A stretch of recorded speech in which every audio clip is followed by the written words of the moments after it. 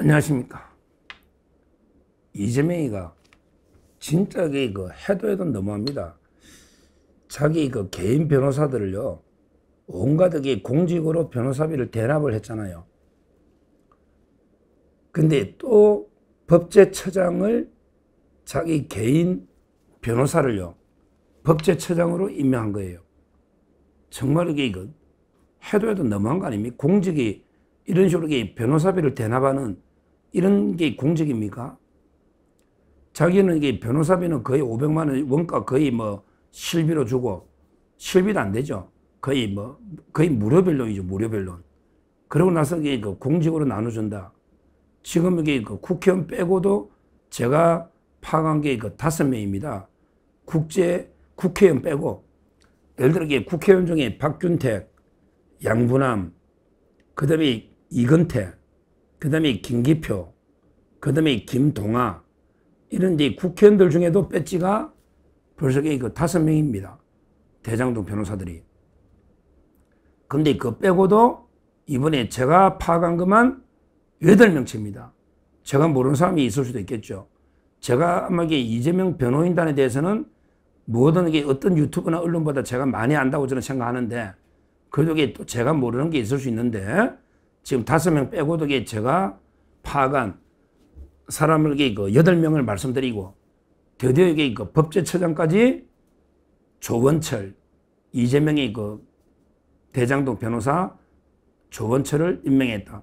이거야말로 공직을 완전하게 사유화시켜가지고 자기 변호사들 비용도 대납할 뿐더러 또 이제 자기 가장 믿을 수 있는 개인 변호사들을 전부 요직에 앉혀가지고 나중에 자기 사법 리스크를 방탄하도록 이런 짓을 하지 않겠습니까? 자, 보십시오. 현재까지 앉힌 게 이태형은 이제 해경군 김씨부터 해가지고 의정부지검에 차장검사하다가 해경군 김씨부터 해가 쌍방울에 20억 시비, 현금 3억에 시비 20억 대납 의혹. 이게 이태형이죠. 그 이태형 사무실에 변호사 5명 중에 4명이 쌍방울에 이사했다. 가장 핵심, 이태형을 민정비서관에 앉혀놨다. 이거는 이제 변호사비 대납도 있지만 더 중요한 거는 앞으로 이재명을 방탄해라. 네가 민정비서관이니까 검찰이든 경찰이든 네가 방탄을 해야 된다. 이런 임무를 주는 거 아니겠습니까? 크게 변호사비 대납 플러스 이재명의 사법리스크를 막아라. 또는 이재명의 정적은 정치보복은 수사를 해라. 이런 가장 요직에 이태영 민정비서관을 앉히는 거 아니겠습니까?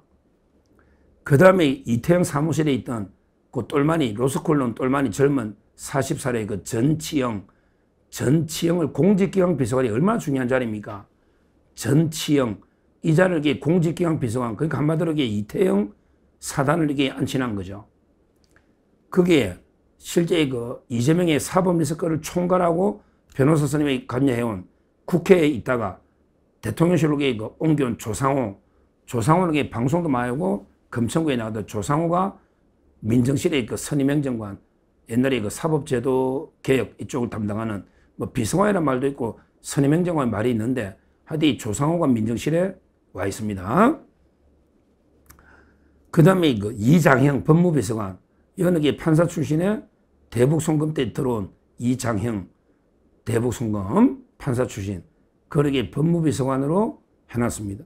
그러니까 한마디로 계속 앞으로도 이재명의 사법 리스크를 방탄해야 될 사람이잖아. 왜 그러냐면 임기 끝나도 변호사를 해야 되니까. 그러니까 미리 또 선납하는 의미도 있지. 왜? 이재명의 임기가 끝나도 재판 또 진행되면 그때도 좀 도와줘. 너가 이 자리에 있으니까 이런 거 아니겠습니까? 정말 이게 심각한 민정실에 4명이 전부 대장동 변호사로 채워져 있다. 그 다음에요, 중요한 게 국정원입니다. 왜 그러냐면 국정원 대북 송금 사건이 국정원에 관여되어 있거든요. 그래서 이제 국정원이 정인으로 많이 나왔어요, 서류나. 그러니까 아마 대북 송금을 뒤집으려고 국정원에 자료 내려고 또 조작해서, 그래서 이제 기획조정실장을 국정원에 보내는데, 이게 바로 이제 김희수입니다. 김희수는 이제 이재명하고는 아주 오랜 인연이 있어요. 실제 검사 잠깐 하다가 이재명이가 옛날에 경기도 감사관을 뽑을 때 감사관이 상급이거든요. 거기에 그 김희수가 감사관으로 왔어요. 그러고 모든 사건의 변호를 한 이런 자가 이제 김희수입니다. 이 자가 이제 국정원의 기획실장으로 간 거예요. 기조실장. 그러면 이게 5명이잖아. 그리고 이제 그 동기 중에 이찬진이가 핵심이 이찬진에게 이재명의 자금도 거래하는 아주 절친입니다. 이재명하고 연수원 동기인데 이재명하고 5억씩 빌려주고 돈 거래도 있는 어떻게 보면 이게 그 원조 이재명 라인입니다. 이찬진. 이 자가 국정기획위원회에 들어가가지고 그때 의료개혁 담당하는 의료개혁 있잖아요. 사회분과. 거기에 그 책임자입니다. 이찬진. 이재명의 동기 변호사입니다. 원조. 거기 국정기획위원회 그 중요한 이게 사회분과위원을 맡은 거예요. 그 다음에 또 하나 더 있죠. 위대훈. 위대훈은 이제 그 대북송금 때 처음 왔어요. 바로 이제 그 판사 출신의 위대훈. 이 자는 이제 그 대북송금 변호사인데 국정기획위원회 아예 그냥 정치행정, 아예 사법개혁을 네가 다 맡아라. 이런 식으로 그 위대훈. 이래가 국정기획위원회 정치행정분과를 이렇게 책임진 이런 자입니다. 그러니까 이제 자기 핵심 변호사 2명을 국정기획위로 보내서 검찰개혁이나 또 그 모든 걸 책임지게 하는 이런 짓을 한 겁니다. 그러면 이게 7명이잖아, 벌써요.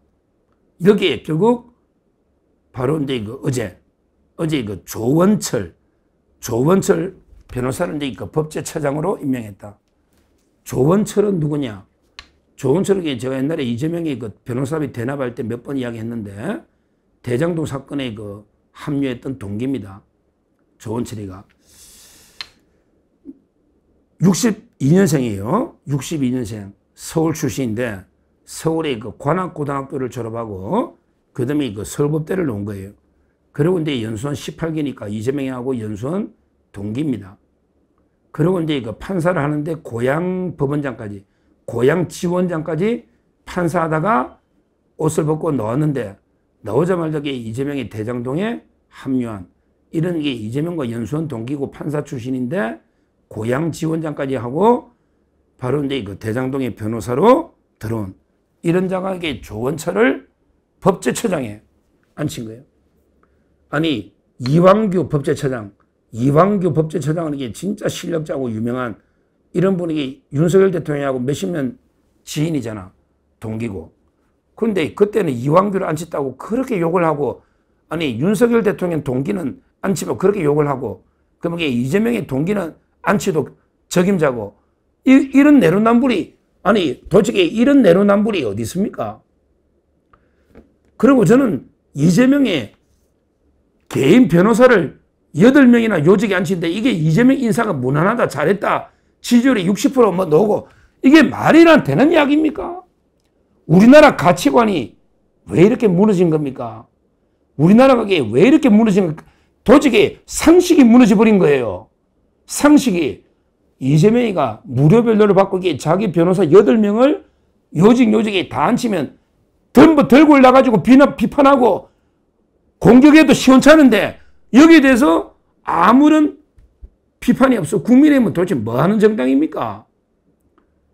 도대체 이재명의 개인 변호사 8명을 이렇게 요직에 앉히는데 그러면 국민의힘은 총 걸게 해서 어떻게든 맞서 싸워야 되는데 말이 없어.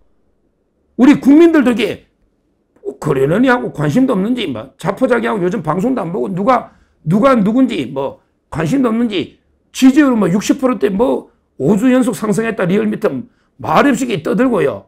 저로서는 게 도저히 납득이 안 됩니다. 아니, 윤석열 대통령이 만약에 김건희사나 자기 변호인 8명을 이렇게 앉히면요, 야당은 이게 들고 올라가 개 난리를 쳤을 거예요. 이런 투쟁력의 차이가 지금 차이를 만들어낸 겁니다. 지금 국민의힘이 사과 반성하고 뭐 어쩌고 이게 아니다 말이야. 민주당만큼 싸우냐 이거야. 민주당은 이완규 법제처장 1명이 동기인데 이걸 가지고 물고 늘어지고 싸우고 얼마나 난리치냐고 처절하게 공격했잖아. 끝까지 몇 년간. 그래가 이완규 헌법재판관까지 낙마시켰잖아. 헌법재판관까지.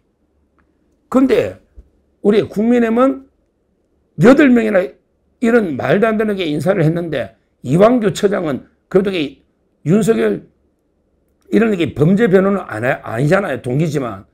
근데 이런 이재명이 범죄를 변호한 사람에게 변호인을 전부 다 요직에 8명이나 앉혔는데 이거를 침묵하고 있다.